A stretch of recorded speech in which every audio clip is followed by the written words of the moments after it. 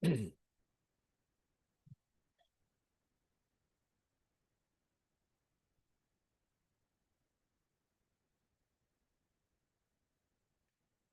morning. With the help of Hashem, we are learning Yerushalmi Shavis, Perek Zayin, Halacha Aleph. We are learning Daf Nun Dalid. We left off on Daf Nun Dalid, Amad Aleph, Mamish, at the last word of the line, Amar Rabbi Yoshia.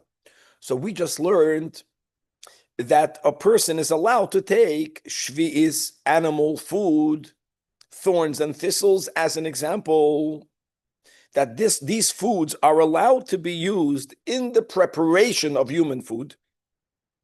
So they needed to moisten wheat, and for some reason, they couldn't just put water on the wheat, but they needed something else that was already moist to somehow mix or put together or put on top with the wheat, and that would be beneficial for the wheat as we are making it into ultimately flour, etc.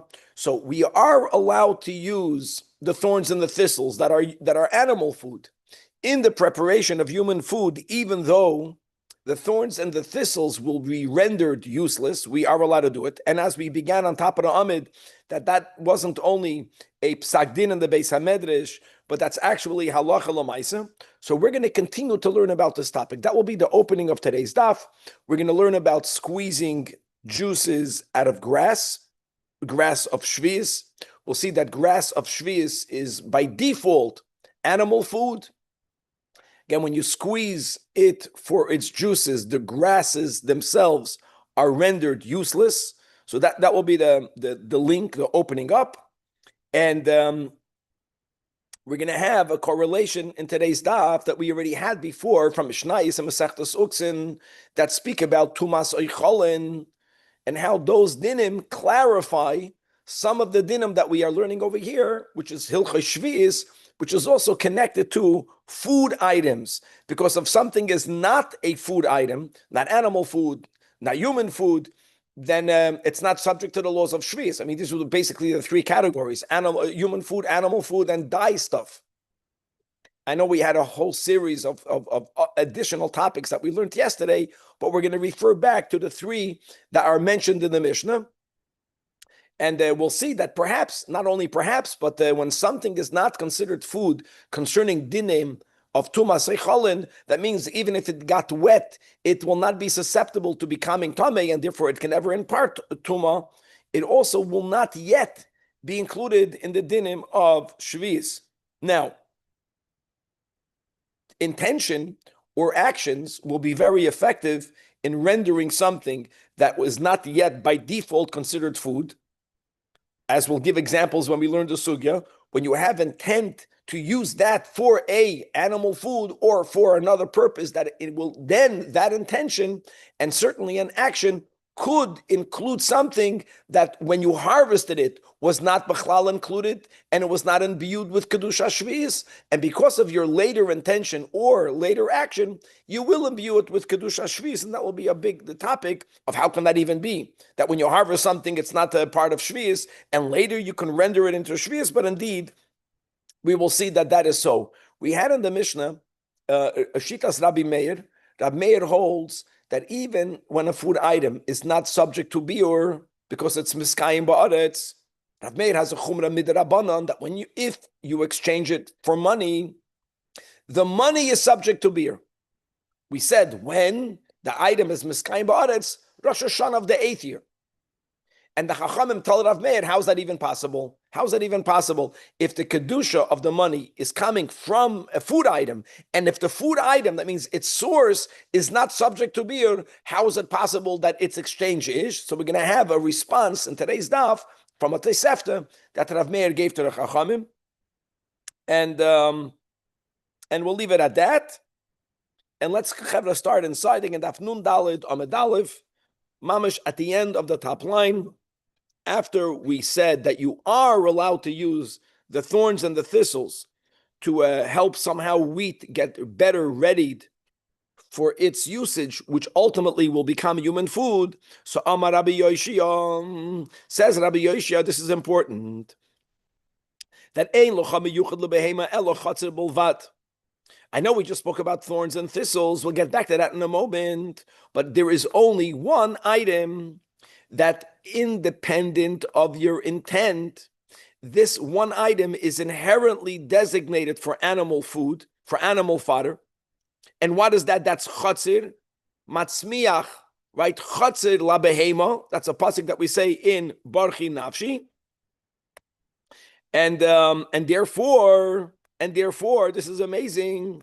Something that is inherently designated for animal food. This is the same Rabbi Yoshia that allowed you to use the choichim to moisten wheat. He says that if you harvested grass with no intent, and therefore its godly intent remains, which is that this is designated for animal food, you may not use the grass that also has some natural moisture, that has dew on it, to wet the wheat, which is important for the wheat, because when something is actually explicitly designated l'maichel behema, you may not render it useless in the process of making something else better for human food.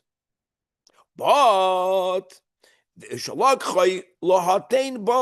if when you harvested the grass, your intent was not stam, and therefore the default matzmiach chatzar la behema remains in effect. But if when you harvested the grass, you lachatchila had in mind, I'm taking these grasses, lahatein ba, which means to moisten wheat, so your intent declassifies the grass for it to be exclusive animal fodder, and now you are, like we had in the Mishnah by the Chaychim, you are allowed to use it for the preparation of human food. This is very interesting.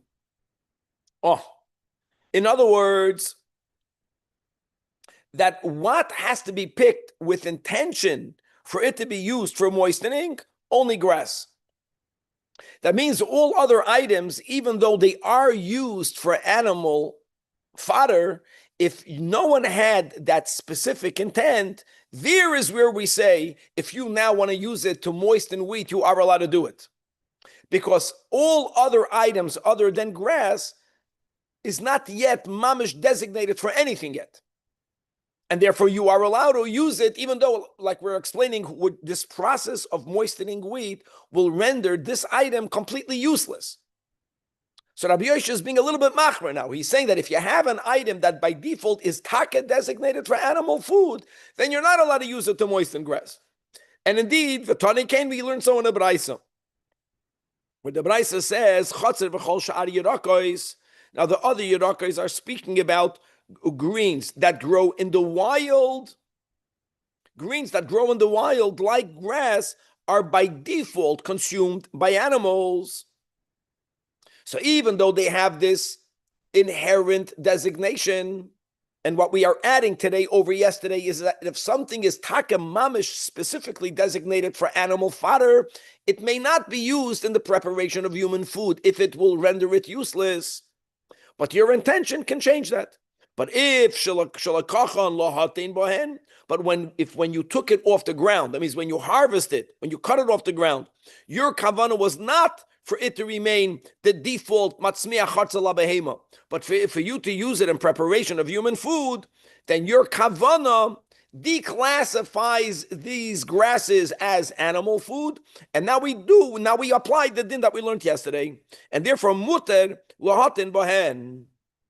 On the other hand, if chishev aleim la'oichel behema, if you plucked it off the ground, now really, by chatzed and sha'ar yirakos, if you plucked it off the ground, even without any intent, it's automatically, so says the Rasha Ilyo, it's automatically as if you had intent, la'oichel behema. But when it comes to thorns and thistles, which is what we were learning about yesterday, if you pick it off the ground specifically, I have behemoths, and I want to feed these thorns to my behemalach, then I made it designated exclusively l'maichel behema. And once something is explicitly designated l'maichel behema, the heter that we learned yesterday does not apply, and therefore also lahatel bohen. So holds Rabbi Yoshia, based on a Braisa. Comes along Bar Kapara, and he's even more lenient. Tana Bar Kapara, nisht. even when it comes to grass and other greens, that you're right, from the Chumash, from the scripture, from Tanakh, from Tehillim, we see that they are inherently designated L'Maichel Behema, Matzmiach Chatzala Behema. Even if you harvested it stam, so God's designation is there. Nevertheless, we still mutar lahatal bahem. Why? Because you're making it useless for animal fodder, but you're using it for a purpose of food. And whose food? Human food. So actually, you upgraded its use. Okay, weiter says the Braisa. Now, va'asar lischoit mehen. However, as we have consistently, guys, we learned a lot about this in Masechta Brachos, that other than grapes and olives, whose juices are considered the product of the fruit, we make, sometimes we can even make an olive oil of Boire Pri Ha'etz. The only reason why you make a hagafen on wine, because it's even more chashuv, but we consider the juices as part of the fruit. When it comes to other juices, right, we learned these words before, we view them as zeya. We view them as the sweat of the fruit, but we don't view it as the fruit itself. And that's very significant, because now that we established that what's included in Kedusha Shvis, even Maichel Behema. So let's speak about grass. Grass is Maichel Behema. Grass that grows on Shvis has in it Kedusha Shvis. If someone were to take those grasses and to squeeze their juices out of them for therapeutical purposes, you rendered the grass useless. You can't say, no, the grass is in its juice. We don't view it that way. The juice is Zeya Ba'alma. The grass itself became useless. You destroyed it. How great is that? So in other words, you can't squeeze juices from grasses that grew on Shvi'is. Lama sheyesh aleim kedusha Shvi'is. And again, we're saying this dafke concerning grasses. We don't say it concerning olives and grapes, because when I squeeze a grape to make wine out of it, even though the remains, let's say the shemarim are useless, even if we're going to go with that, doesn't matter. But I have its fruit. I'm using it for its food, because the wine is considered grape. The oil is considered the olive. The juices of all else is not considered its original product. I'm just curious if this goes only to grass. Maybe this goes to carrot juice.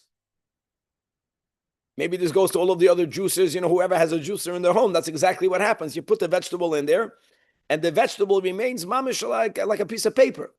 It takes everything out of it. Interesting. Now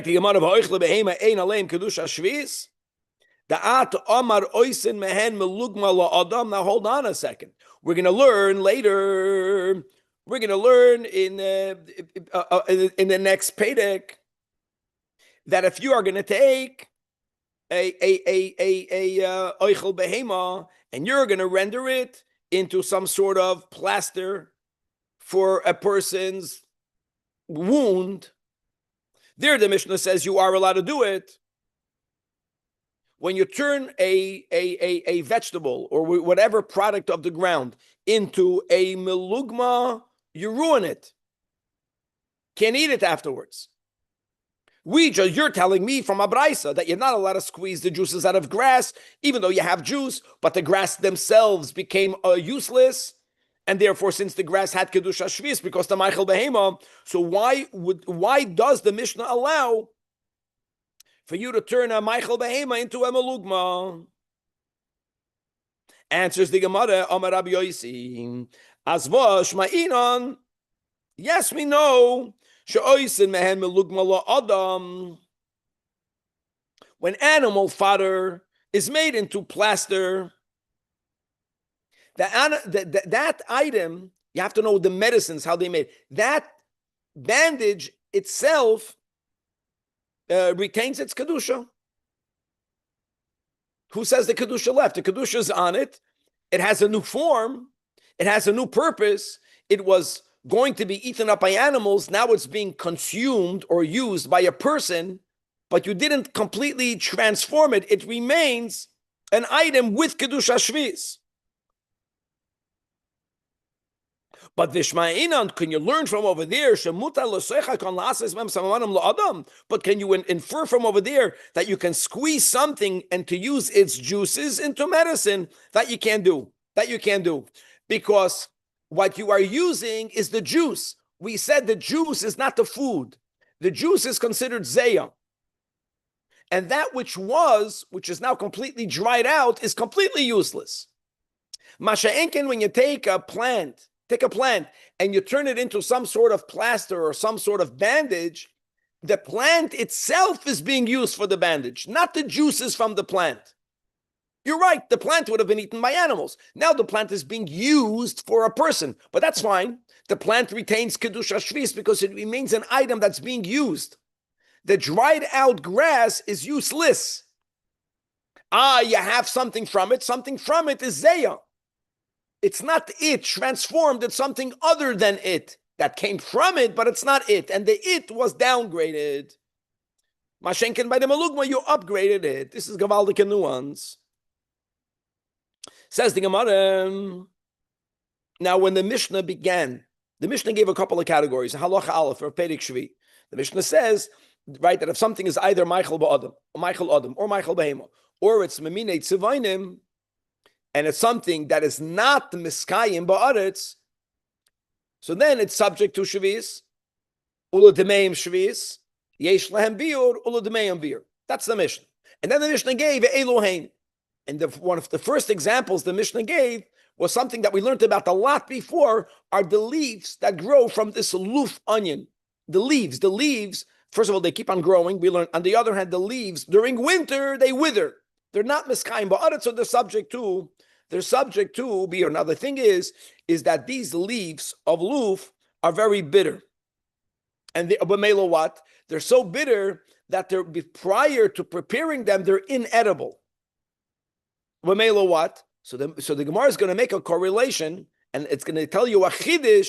Even though our Mishnah said Ale Luf is one of the examples of Yesh Lahem Kedusha Shviz, Ula Demeim Shviz, Biur, Ula Demeim Biur, that only is after you prepared the leaves, Ba'oifen, that now it's edible.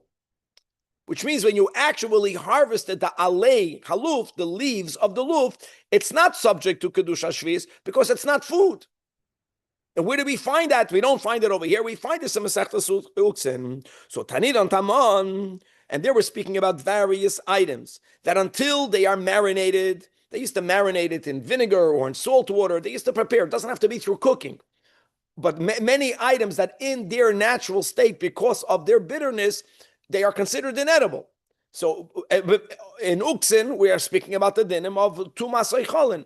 Even if something became wet after it was cut off the ground by any of the shivas of the liquids, Yat Shachadam, it has to be oichel for it to be able to acquire and subsequently impart. So we learned over there, lulei zeradim, shoots of a service tree.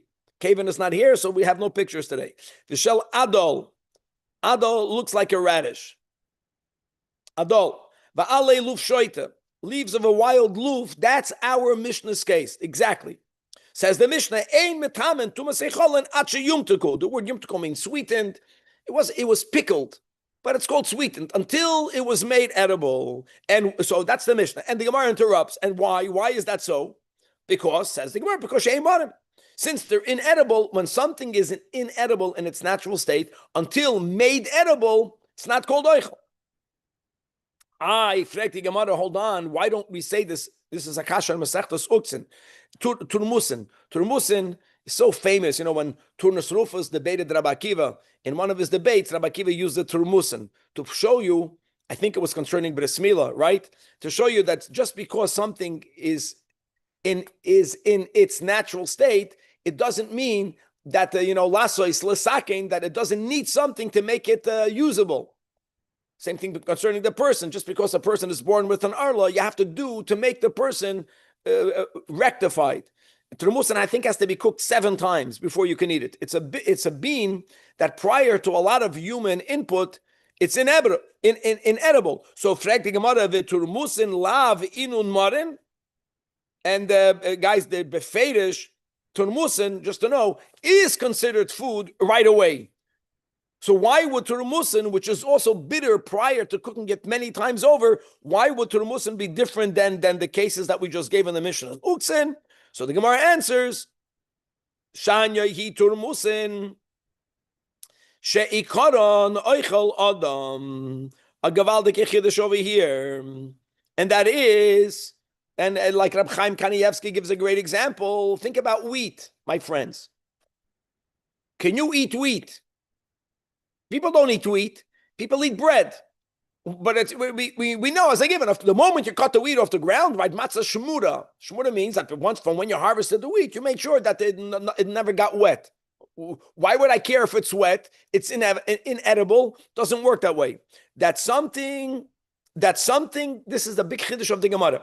If it's cultivated for human consumption, l'maychol adam, I don't care if currently it's inedible. I don't care that. Something that's not inherently cultivated l'maychol adam, something that otherwise would be eaten by animals, like the cases in Uksin, like the leaves of a loof, you can make it edible, but it's not always harvested l'maychol adam. There is where the Mishnah says in Uksin that prior to us sweetening it, it's not subject to tumas oichlin at all. How great is that? Now you see that the kavana, we're going to get back to that soon, that the intent for what you harvested something is extremely important. If it's in that category of animal food normally. Correct. Or it's not designated until when the owner designates it. Stam. And therefore prior to any such designation, since it's not, in other words, it has to be something that's by default Maichel Adam. If it's not by default Maichel Adam, then, there's a lot to be said about this, because generally in Chazal, So'oidim is Maichel Behema. Chitim is Maichel Adam, so Maichel Behema. I don't think that the Gemara is suggesting that when you harvest barley, it's not subject to Tumas Eicholin. Right, until when it was designated for such use. Maybe that will be the case. But if barley was harvested, in other words, the kavana of the harvester will play a big part of whether it's subject to tumas eichalin even prior to it being edible, because inevitably it's going to get there because it was harvested limay. Okay, now the Gemara makes a link. Based on everything we just learned, the end of Daf Nun Daled Amud Aleph, oy bazoi loy tzorcha de loy shma'inon she'ein kedusha shvius chal aleim ad she'im takum. Oh, the reason why Rabbeinu HaKadosh in our Mishnah did not say something that the Gemara is taken as a given. What are we taking as a given? That even though our Mishnah writes that the leaves of the loof, that's what our Mishnah writes, is subject to Kedusha Shvius, really it's not so simple. It's only subject to Kedusha Shvius after you marinated it in vinegar, after you soaked it in salt water, after you sweetened it. The reason why Rabbeinu HaKadosh did not have to notify you this qualification in our Mishnah was because he's relying on the qualification that he gave him a Masechta Suktzin, or that he will give him a Masechta Suktzin. In other words, the Mishnah doesn't make mention of it, but the same din will apply over here. And that's a big chiddush. First of all, Shvius comes way before Uksin. Uksin is at the end. Shvius were almost still in the beginning. So do we have a category where there's some things where the machshava matters when you're harvesting it, and then other items where even after it's harvested, it's only once you have applied the I love that. necessary preparation. That was the opening of today by the Chatzar Labahema. That the Gemara argued that Chatzar, grass, and certain wild yirakas that was not explained in what they are in the Gemara, they are the only items that by default are Maichel Behema. Very good. Other ones are Stam. I would say Alei Aluf is Stam. But since Alei Aluf is not edible until it's sweetened, then even though the Mishnah didn't say it, there's no Kedusha Shvius until when you sweeten it. Question will be, what happens if you only have Kavana to sweeten it? Do you have to actually sweeten it? A lot of things are left a lot open, I think. That's the way the Yerushalmi works. They didn't work it out the way it's worked out on the Bavli. So before it's sweetened, it's not even considered like Perish Shvias. You could do whatever you want with it. Mamish.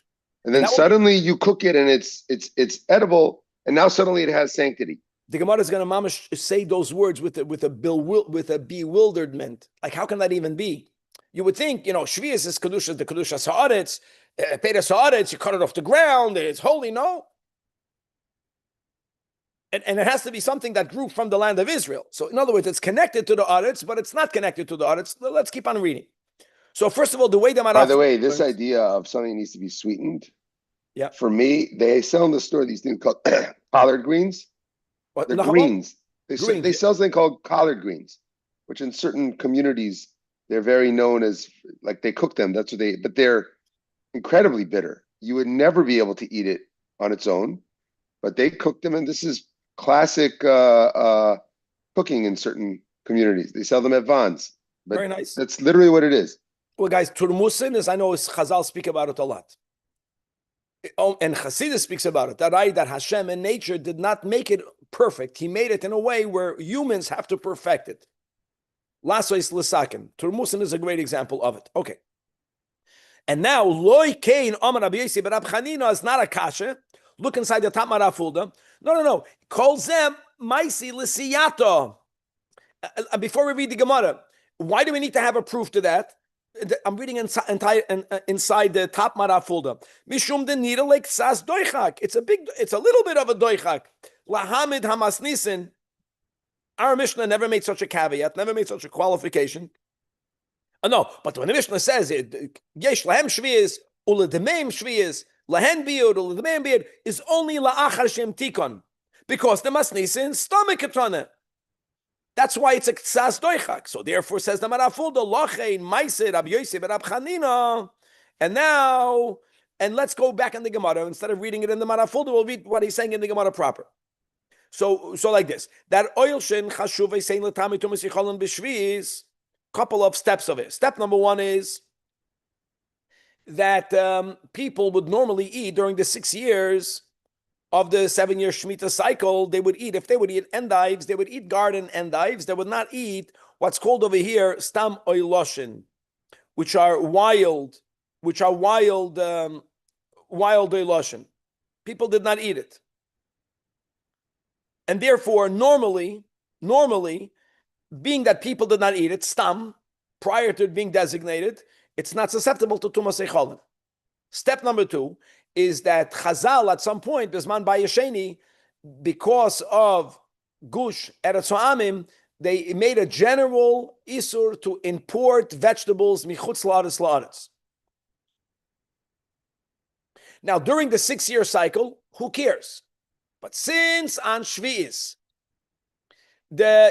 when you were not allowed to import, and the local oiloshin, even the sfichim are asin midrabanan. So the only oiloshin that is left to be consumed during that period were the wild oiloshin. And as we mentioned a few times, that when Chazal made a gzeira prohibiting the consumption of sfichim, it generally does not include wild sfichim. So the oiloshin that are not grown in gardens, the ones that grow spontaneously out there, they are allowed to be consumed. So the only oiloshin available were these oiloshin stam, not the garden oiloshin. So they automatically get upgraded to being foodstuff. So that was the first statement, that oiloshin during the Shvi'is year are automatically chashuv as foodstuff for them to be susceptible in the dinim of tumas eichalim. If you remember that. And we learned that even though this statement stands, but it only stood for a short while. Because after Rabbeinu HaKadosh, let's go with the simplest pshat, because of the lack of vegetables, was matir the importation. He allowed us importing vegetables. Once that heter came into being, so then you did have garden oiloshin available. The wild oiloshin goes back to their default state, which is that prior to you intending to use them for food, they're not considered food. So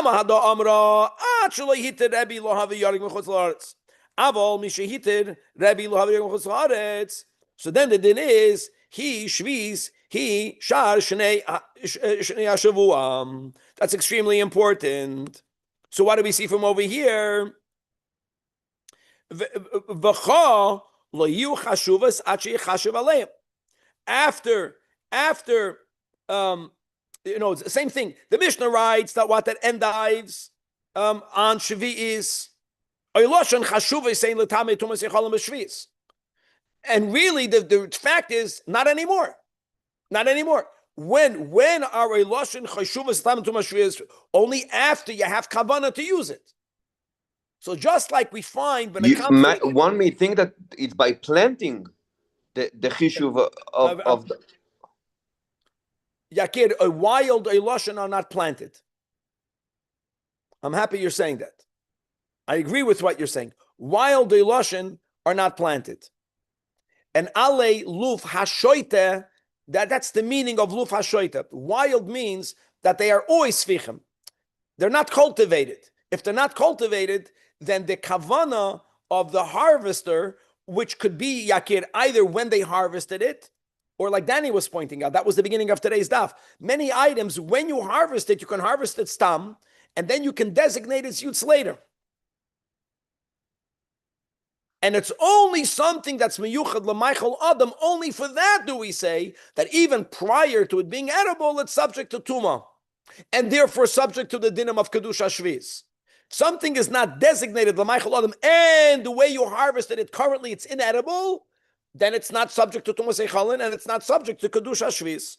So coming back over here, just like there's a blanket statement, and now we know that the blanket statement has a qualification, but it's self-understood. Doesn't have to be spoken out every time. Similarly, over here, even though the Mishnah here, Rabbeinu HaKadosh, wrote no such qualifications, it's self-understood. We didn't need it, the Gemara says the Lashon, because Rabbi already told us this concept in Mesechtas Uktzin, which will be at the end, doesn't matter. But once it's recorded at the end, it's self-understood over here. Stam Lahar, the Rebbe spoke many times when he made the takon of learning Rambam. The reason why we have to learn the whole Rambam is that Rebbe spoke out is that the Rambam is not like Mishnayos. By Mishnayos, divrei Torah aniyim b'makam echad, v'ashinim b'makam achad. And aniyim b'makam echad, v'ashinim b'makam achad doesn't have to be ala seder. This is a great example. We're learning the seder of Zeroyim. Rebbe writes a din, and the din has to be qualified. Where does he qualify the din? In Masechtas Uktzin. The Rambam dafke made it ala seder. That means the Rambam is going to give you all of the qualifications the first time he mentions the topic, and then when he writes about it later, the later will be relying on the prior. By him also, he won't have to re-explain everything every time. But if you don't follow the whole Rambam ala seder, you're going to learn a din, and the din has many qualifications, and if you didn't learn everything that Rambam said until that point, then you'll misunderstand him. So Rambam follows a seder. Shas, Mishnayos, doesn't follow a seder, purposefully so. Okay. Now here comes what you were saying, Danny. It's a question of how can it be? We're not looking for an answer, but it's something very strange. You have to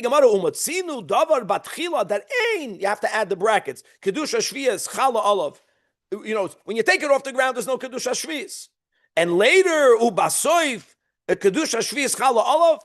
And I want to tell you something. What's even more amazing is that, Yakir, to what you made a point of your kavan of planting. We don't plant luf, but you don't have to do a maisa yet. The moment you intend, it can be when you harvest it. It can be a week later. When you intend, you know what? I'm going to use it in my yoch for Shabbos. I'm going to use it in my soup. The moment you intend to use it, boom, now it has kedusha shviz. So that's something that Gemara says is strange. Just because you had a kavana mitamol, it's going to get a kedusha. So the Gemara goes back. What's the big chiddush? There's common. Hativa means they responded, but they responded with a question. What are you making a big fuss out of umotzinu davar? What? Of course umotzinu davar. It's common. Harei hasiya v'ha'ezav ha'kurnis. Guys, these are items that the Gemara in a few lines will identify what they can be used for. That these are items, says the Gemara over here. Oh, I can tell you right now, these are items that could be used for human food. They could be used for animal fodder, and they could be used for firewood. Now, Benegeya, Kedusha Shvi'is, just for the record, we already know that human food and animal food and dye stuff are included in Kedusha Shvi'is. Firewood is not. Oh, so now this is an item that has no inherent designation. You have to designate it for its use. So the rule is that when you harvest it, ein Kedusha Shvi'is chal aleim, because maybe it's going to be used for firewood. What does it need? It needs your intent. Chishev aleim lo'oichalin. The moment, again, a moment means it can be whenever. It can be a year later. Whenever you intend to use it, le'oichalin. By the way, oichalin doesn't have to mean human food. Oichalin can also mean animal fodder. Doesn't matter. No, it's not firewood. So then, kedusha shvi'is chal aleim. So this is the only one. We find that everywhere. And the Gemara is going to respond to that it's a very bad comparison. And listen to this chap over here. Omar Rab Chananya, no. The reason why by Sia and Ezov and Kurnis, there it's easy for me to accept that your intent at any point, no matter how much after you harvested it, will all automatically imbue it with Kedusha. You know why? Because if you would have had that intent when you harvested it, Shekeinim likton mitchila lo'ichalin, Kedusha shvi'is chal alei miyad. Aha. In other words, this is an item that could be used, like we said, for human, could be used for animal, it could be used for firewood. And if you don't need to do a maisa to make it ready for human food, it can be as it is. So since if you would have had kavana when you harvested it lamaychol adam, it would have been imbued with kedusha shvi'is, it's easy for me to accept that even if you had no kavana, you harvested it stam, you're going to decide later what to use it for. No matter when and how much later you had the kavana la'oichalin, it's going to be imbued with kedusha shvi'is. Because you could have done that from the outset. However, what we are saying over here is that when it comes to the alei haluf, it's not just about kavana, it's about actually sweetening them. We are making a link between this and between the Mishnah and Uktzin. What does it say in Uktzin? When does it become susceptible to tumas eichalin? Mishayimteku. Not when you have in mind. Mishayimteku. So we're saying over here is that when does the alei aluf, when does it get imbued with kedusha shvi'is? Not when you have a machshava, not when you have a kavana, when you do a maisa, when you sweeten it. When you harvest it off the ground, it's not shayach, it's not sweetened yet. So that's a much bigger chiddush. It's kol haroy lebila, right? Kol haroy is a big sugi throughout Shas. We find it many times. So that's why, okay, I don't care if you had the kavana later. You could have had it. Here you couldn't have sweetened it prior to you first harvesting it. So it's not shayach during harvest for it ever to be imbued with kedusha shvi'is. That's what the Gemara is saying. Umatzinu davar. The Gemara is not looking for an answer. The Gemara is making a statement that do we find such a thing? No, we don't. We don't find such a thing. Where it's impossible for it to ever have had kedusha shvi'is when you harvested it, and it can only get it later, and it's going to get it later. From when? From when you sweeten it. Okay, but now that we quoted the Sia, the Ezav, and the Kurnis, we want to know what it is. Again, if it's going to help you, good for you. So what's Asiya? It's Sisra. Now you know. And even if you read the English penny royale, Vaita, now you know. Okay, Ezav is Ezava, Hisap, and Kurnis is Kurniso. Kurniso is either savory or it's oregano. I know oregano. Okay, anyways, that's the end of the sugya. To eat pizza, mastami, you have oregano. Says the Gemara continues. Going back to the Mishnah, the Mishnah is giving an example of items that are subject to shvi'is. U'ledemeim shvi'is. But ein lohem biur. And ein ledemeim biur, because they are miskayim ba'aretz. So one of the examples the Mishnah gives is the ha-chal bitzin. So what's chal bitzin? Says the Gemara, beitzei neitz chalav. What's beitzei neitz chalav? Eggs of the milky blossom. And, all right, the Rash, not here, not the Rash Arilio, the Rash, the Rishon, in Mishnayos says that it's the egg like underground tubers. I googled underground tubers and it's some sort of root of vegetables that stays in the ground and it does not wither during the winter. That's the nikud. Comes along Rabbi Meir, argues with the Chachamim, and yeah, you're right that any product that's miskayim ba'aretz is not subject to beer. Aber midrabanan, if you exchanged it, let's say for money, Rabbi Meir Omer, the mayim, yes, misbarim. When the item is always nimsa lachaya asher bartzecha. So the Mishnah says Rosh Hashanah of the 8th year. Okay, so say the Chachamim to Rav Meir. That's we had in the Mishnah. How is that possible? The whole kedusha of the demayim comes from the original. The original, you're moide that even rabbinically is not subject to beer. So if it's coming from something, if B comes from A, if A is not subject to beer, how is B subject to beer? And that was the end of the Mishnah. So the Gemara is going to quote words that we find in a Tosefta, words of Rav Meir responding to the Chachamim. Amalam Rav Meir, I'll tell you. I do say that the damim will have something that the ikr doesn't have, and I'll prove it to you that indeed it is so. What's his raya? This is gavaldik. Shashem and shal shvius madlikim boing. Oil. Let's go back to oil. You have olives. You make olive oil. You are allowed to use oil for kindling lamps. Fits with everything we learned. What are we talking about? Like Shabbos? We're talking about shvius. We're talking about shvius. It's not considered. No, I have to use human food. Remember that? Something that's considered human food. Remember that I said in the beginning when it comes to dyeing, that if something is human food, if it's common practice for you to use it for dyeing, you can use it for dyeing. You're not degrading its kedusha. Oil, or olive oil can be consumed. Olive oil can be used for fuel. So further, there's a rule. There's nothing wrong. You're not degrading the kedusha of shvius by using shemen lahadlikba. You are allowed to do it.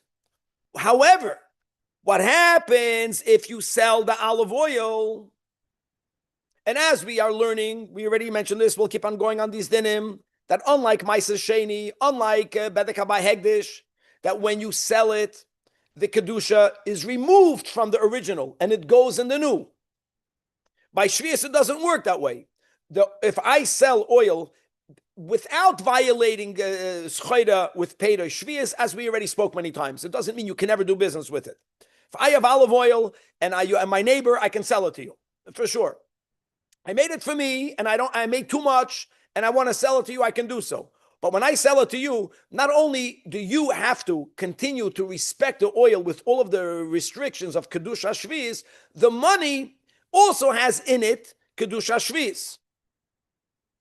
So now there's a chumrah. So the din is that if I sell olive oil or any oil that's used for eating and for kindling, and you can use it for kindling, and if I use the money now for shemen, now what happens?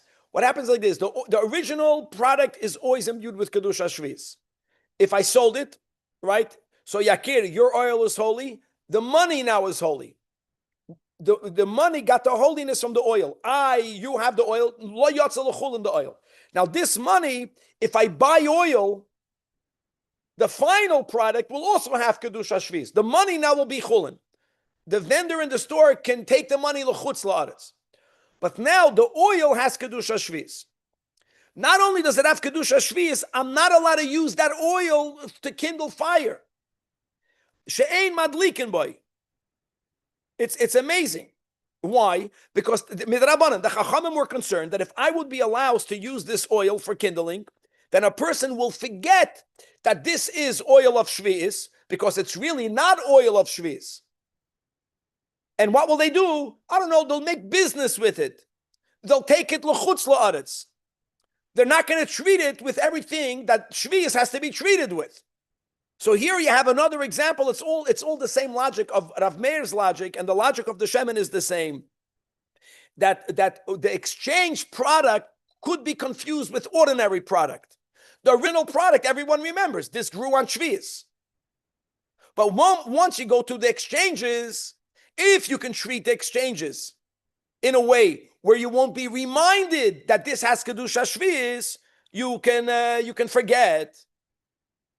So, we said the words in the Mishnah, Yafa koyach haben mi koyach ha'av. So now we have two examples where something, the Kedusha, that is originated from the product which grew, that can be more lenient than its exchange money.